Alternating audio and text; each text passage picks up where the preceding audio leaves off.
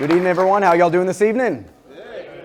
My name is Tim Hardin. I am president of Texans for Fiscal Responsibility. We're going to talk about our group and just conservatism in general here in a minute. But before we do that, I want to give recognition to all the GOP county and precinct chairs. So if you're a GOP county or precinct chair, would you please come up here and line up? And we want you to introduce yourself really quick. GOP county and precinct chairs, please come up here.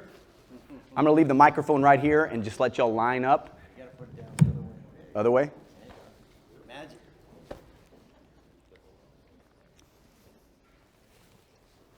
Just introduce yourself. I'm Joy Roberts. I'm a precinct chair out of Grayson County, Precinct 109.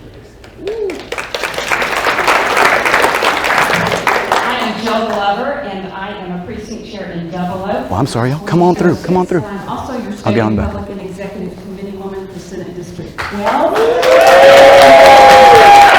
And I am the chair of the Legislative Priorities Committee again, and thank you to Colonel West for being the first state party chair to nominate me for that position, and Matt Rinaldi just reappointed me. So I look forward to working with you guys this upcoming legislative session. Thank you. I'm Mike Curry, I'm the Wise County Republican chair.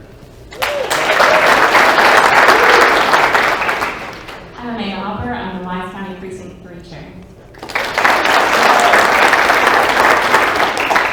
I'm Monica Hamilton. I'm the precinct chair number 23 from Boyd, Texas, in Wise County.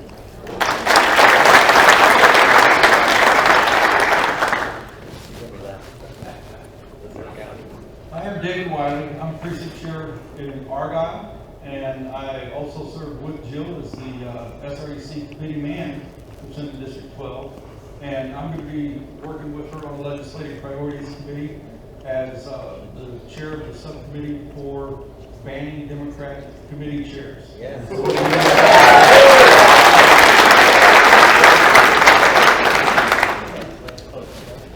Absolutely. Pleasure.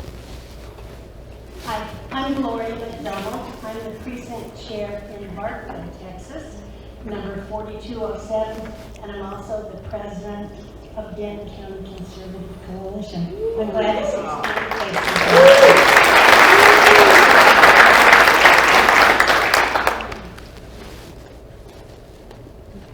Pam Whaler, I'm precinct chair of Precinct 22 in House County.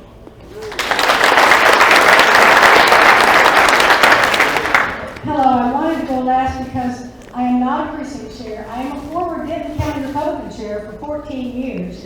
I'm Diane Edmondson. I am your county commissioner. I represent all of you from Denton County in this room, and I rely on you to let me know what you'd like to do. I'd like to point out, and again, I think you'll be interested in this, we have just passed the second tax break for residents of Denton County on their county property taxes for the county portion. And we have just passed, just this week, the lowest tax rate for all of our citizens since 1986.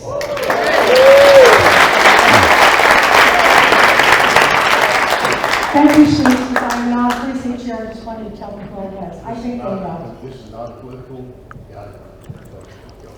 Thank you. I appreciate your opinions. Come back.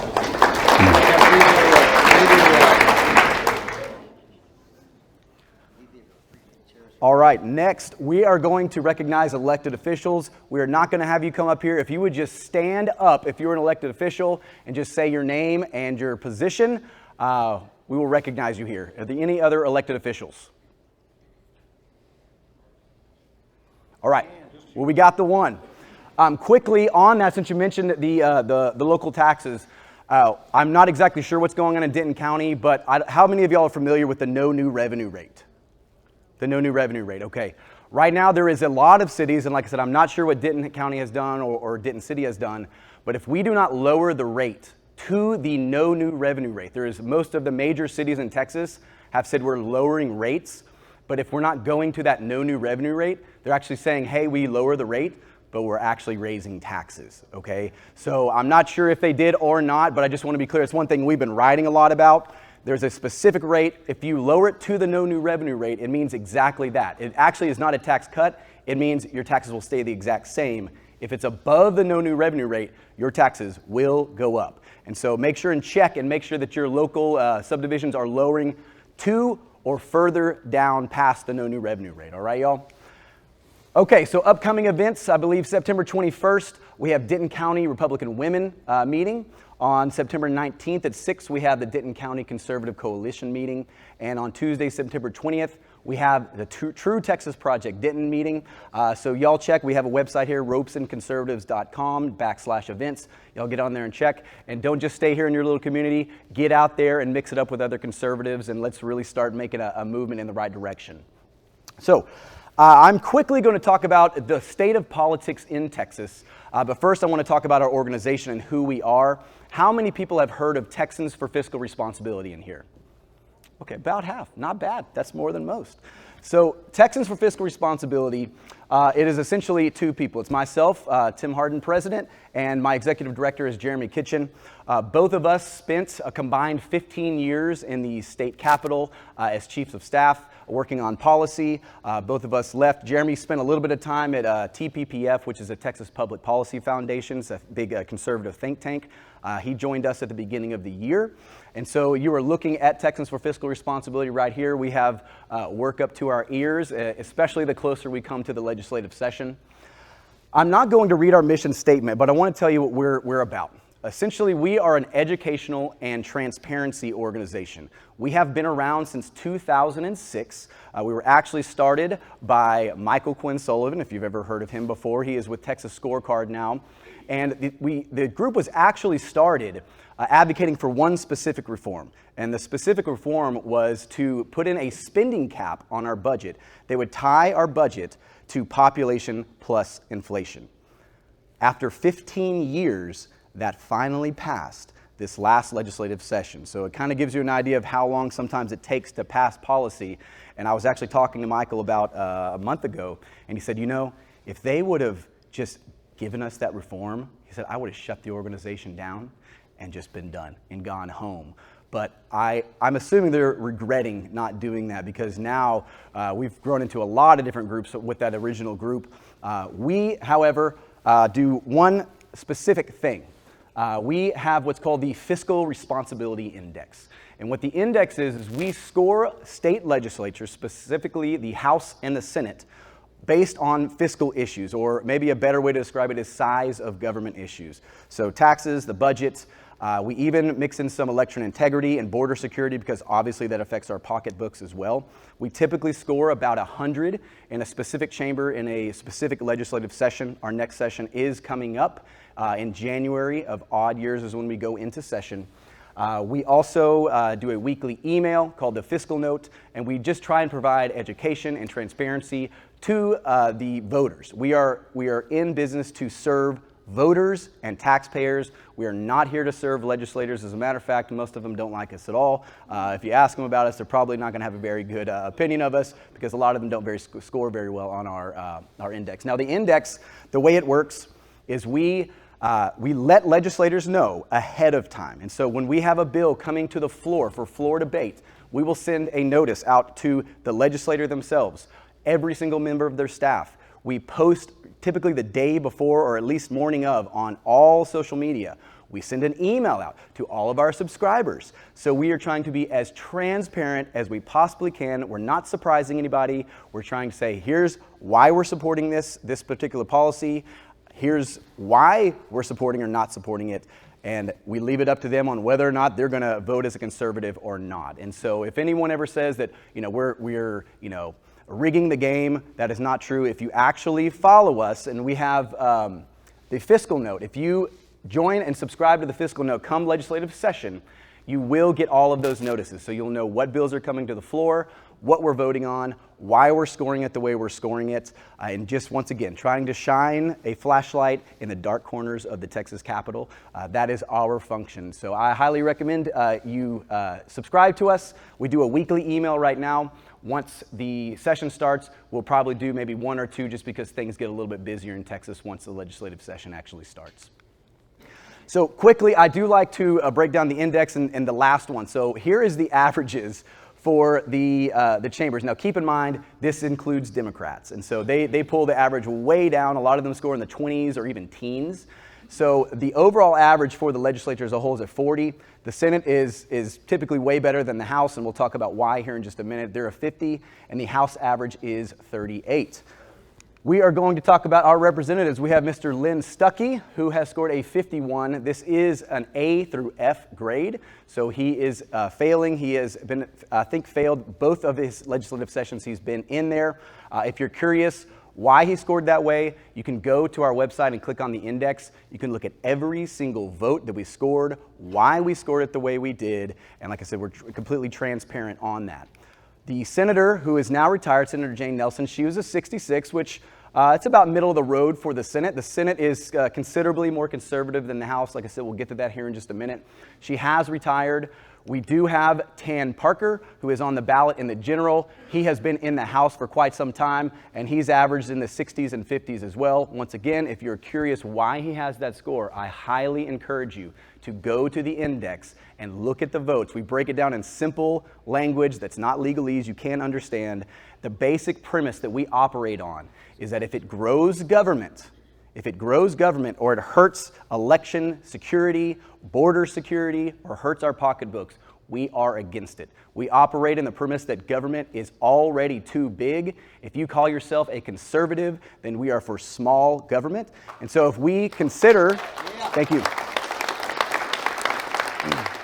Well, let me just pose a question.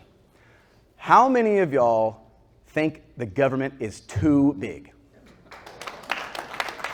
Everyone. I have never had anyone who calls himself a conservative tell me that the government is not too big.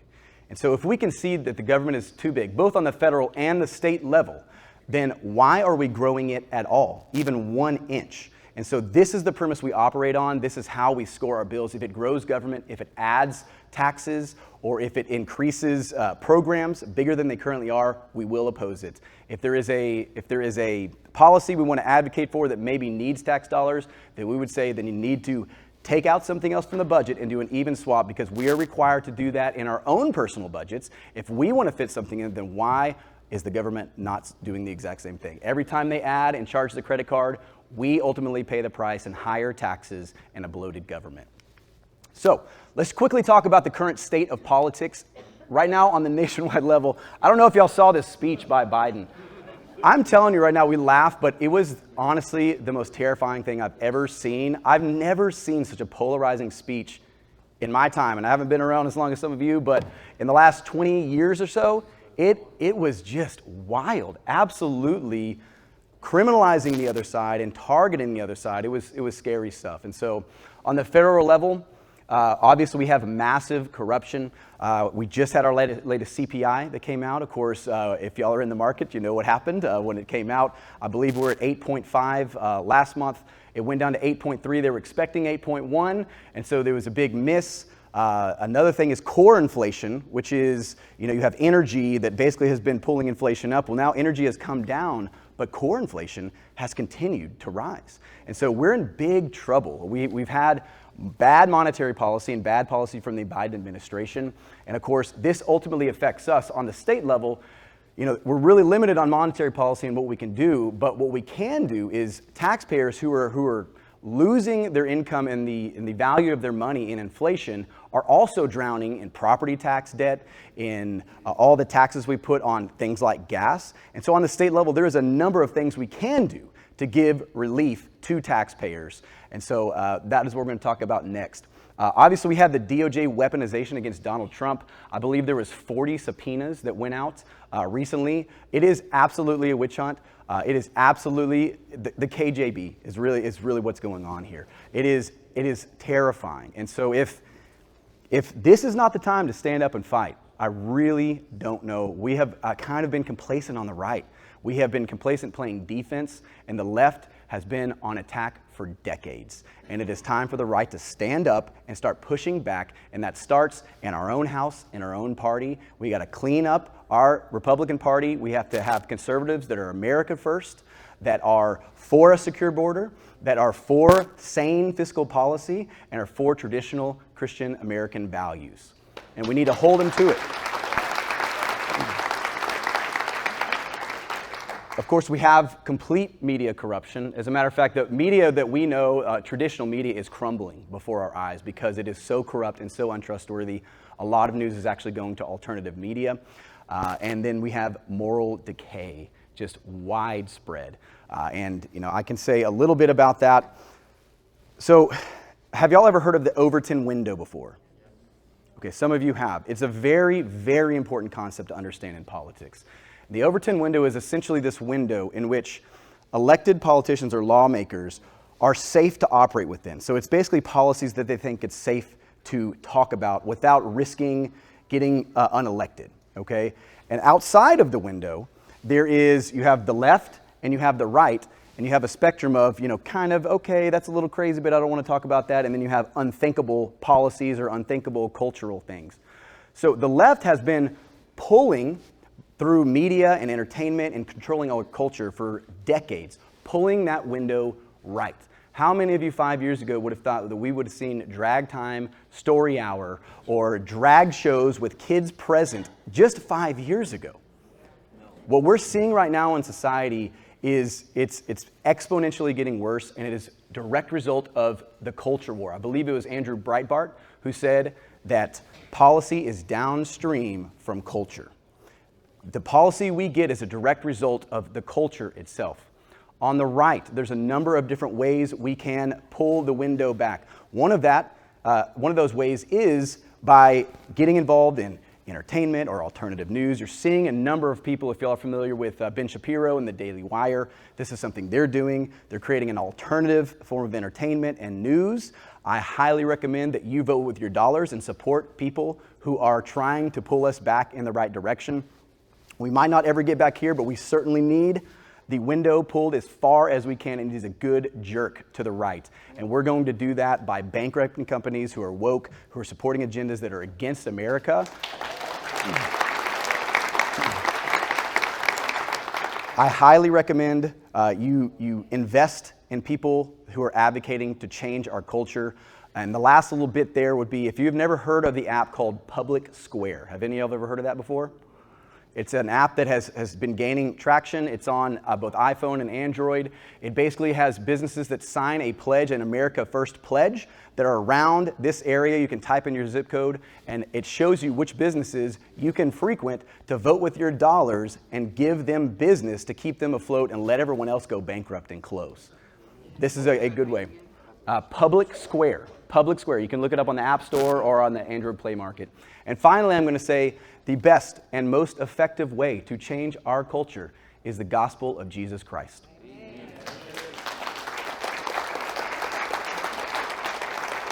There is no one else who can change a hardened heart to a soft heart.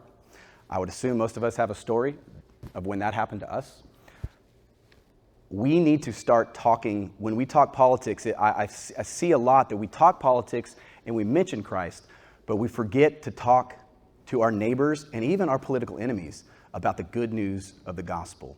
And I would say that is going to be the most effective way, is to bring Christ back to the forefront and talk to our neighbors, work within your church, and talk about Jesus Christ and the good news that you can have a new life. We need to be seen as Christians who are loving first, but not weak, advocating strongly, because we have a role to play in our society that we have, for the most part, the church and everything the church was tasked with by Christ himself, we have handed over and conceded to the government, either the federal government or the state government. And the church needs to step back in. We need strong men of God who are going to come out and speak against this evil in our society. And then we need Christians to get out to the ballot box and vote. Vote. Amen. So let's talk really quickly about Texas. So most people do not realize the state of politics in Texas. The Texas legislature is very much like D.C. How many of y'all know who Joe Strauss is down here? Very few, very few. So he was one of the longest running speakers of the House in Texas. In the Texas House, well, we have the Senate, where we have the lieutenant governor. We know who the lieutenant governor is, right? Dan Patrick, yeah. So he is elected by election, by people. The House Speaker is elected by the members of the Texas House. What Joe Strauss did in 2009, Tom Craddock was the current speaker, he's a Republican speaker. Joe Strauss went to the Democrat caucus and he said, hey, listen guys, I'm gonna make a deal with y'all. You support me for speaker, I'll allow you to be on committees, I'll allow you to influence in policy, and I'm gonna go get 11 of my squishy Republican buddies, and they're gonna join with y'all, and we can take out Tom Craddock. And that is exactly how he came to power in 2009, and he held that grip for at least a decade. And his successor, Dennis Bonnen, when Strauss retired, Dennis Bonnen came in, and guess what he did? The exact same thing. He went to the Democrat caucus first, and then he grabbed up about, I think it was maybe 13 or 14 Republicans, and secured it first. Now, they do this sneakily. They go behind in the dark, smoky rooms, and they make a deal with the Democrats, and they get their little buddies, and then they come to the GOP caucus, and they say, hey, listen, I've already secured the votes. It's a done deal. Either you're on the team or you're off the team. If you're off the team, you're going to pay a bad price. And so most Republicans are like, well, I don't want to pay a bad price. And so they join. And then they'll make the public announcement, hey, I have, 142, supporters. It's already done. It's a done deal. So Bonnen actually had to retire in disgrace because he was caught on audio doing a quid pro quo. And so he only had one term as speaker. And Dade Phelan, who is our current speaker right now, took his place. I'll give you one guess how he came to power. He went to the Democrat caucus in private, secured the votes he needed. Then he came. We've done a number of different things. We've required the GOP caucus in the House to vote on it. But even that is a smokescreen because the deal has already been made. He's already secured his supporters. Then he comes to the GOP caucus. Everyone votes for him, surprise, surprise. And then he has secured his speakership. And so for this reason, this is why the Texas House has Democrat chairs. This is why, if we go to the next slide here, Joe Moody, who is a radical leftist, is our second in command. The speaker pro tempore is Joe Moody. I believe during the special, he was removed for a minute because of all the antics when they ran up to D.C. and infected everybody with COVID over all that nonsense, if y'all remember that. I have a feeling he'll probably be reinstated, but I don't know. We will see. But this is the reason the House has always had so much problems passing conservative legislation. For the most part, the Senate is far more conservative. They get conservative legislation over to the House where it sits and decays and dies. And if it comes to the floor, they use sneaky tactics through point of orders and procedural maneuvers to kill bills that they don't want passed. Phelan has already come out and said that he is in support of Chapter 313 abatements that are supposed to be expiring. If you don't know what that is, it's a big corporate welfare program that's been going on forever. He is trying to bring it back. It supports, renewable energy and all this green nonsense that was, in my opinion, a big reason why we had all that nonsense happen in the freeze a couple of years ago. So, just a couple more, and we'll get our keynote speaker up here. So, we mentioned property taxes earlier. Did y'all know that in 2019, they're still talking about this in their committee hearings? As a matter of fact, Senate just had one, local government had one, and Appropriations had a hearing last week I was at. They are still trumpeting the historic 2019 property tax relief and reform that they passed. Let me ask y'all a question. Has anyone's property tax bill gone down in the last few years? I've never heard anybody. I've heard rumors that someone's property tax bill has gone down. I have not heard anyone say, yeah, my property tax bill went down 20% or even 1%. And so if you look at, this is property tax levies. And so property taxes have risen more than 200% in the last 20 years, despite Republicans having control of both chambers and the governorship when Perry came in 2000. Just look at that. Our budget, and we have a biennial budget in Texas. We have a part-time legislature. So we pass our budget. Really, the budget process has already started, but we will pass our budget probably in about April of this coming year. It is biennial, so it lasts for 2 years. In 1990, our biennial budget was $46.5 billion for the entire state of Texas. In 2020, we had quintupled our budget, 500%. Now, in that same time, I believe it's about a 50% increase in population since 1990. Since 2000 to 2020, last 20 years, we're on pace to triple our budget. and the population from 2000 to 2020 is roughly 40%. So we're nowhere near that population growth. What has occurred is we have continued to grow government, and we have refused to be fiscally responsible. And so these are two areas that we advocate for. I don't have time to talk about our property tax plan, but it does involve our current surplus. Does anybody know how much our current budgetary surplus is in Texas? $27 billion. Unprecedented, historic. When we came out of the last legislative session, it was about 8. When we went to the fall, the comptroller, Glenn Hager, updated and said it's 14. And then in July, he said $27 billion. Us and organizations like Texas Public Policy Foundation are advocating to use every single dollar of that, because what is a surplus? Government is not a for-profit entity. It is a nonprofit entity. So if we have a surplus, whose money is that?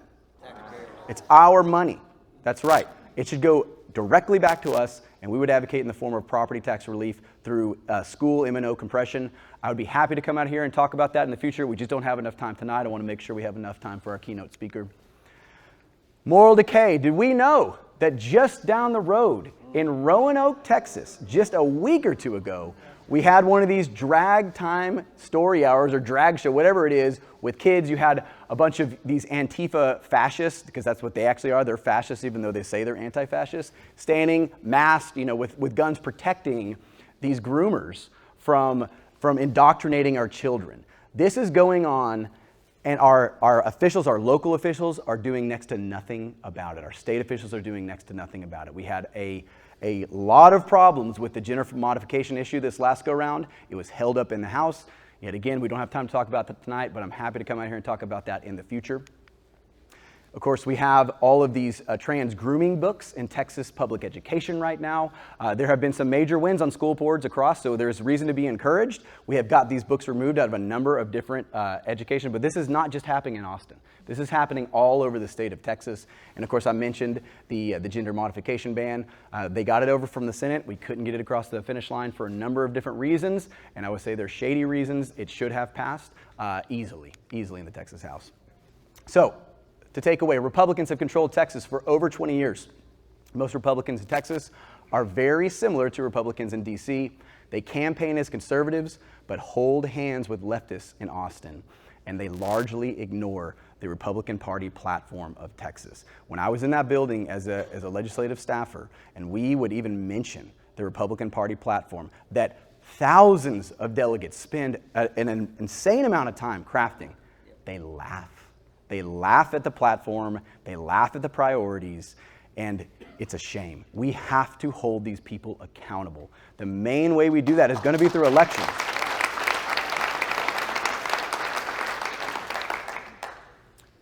And so the solution, I'm sure we've heard the saying, as goes Texas, so goes the nation. I'm starting to get scared that it's as Florida goes, so goes the nation. But we're still Texas. We're still a big fighter. We still have not lost our state. We absolutely have not. And so saving Texas is key to saving America. I am an absolute believer in state sovereignty. I do not believe that by electing 1 or 2 officials to the federal government that we're going to turn this horrible, corrupt thing around. We are going to turn it around by using the 10th Amendment, by strong state leaders that push back on the federal government and just say no. And so what do we need in Texas? We need strong, courageous conservatives that are willing to push back on fascists like Joe Biden and his horrible policies. And so be thinking about that. This is the way in which we defeat the bad policy of the federal government, as a strong state government. We have to hold current lawmakers accountable. I will give one more pitch. Our website is texastaxpayers.com. We have a number of different articles. We have a podcast. We try and keep you updated. Please subscribe to our fiscal note and just partner with us to fight back as conservatives against all of the nonsense today. I thank you very much. And I am going to introduce our keynote speaker. Thank you.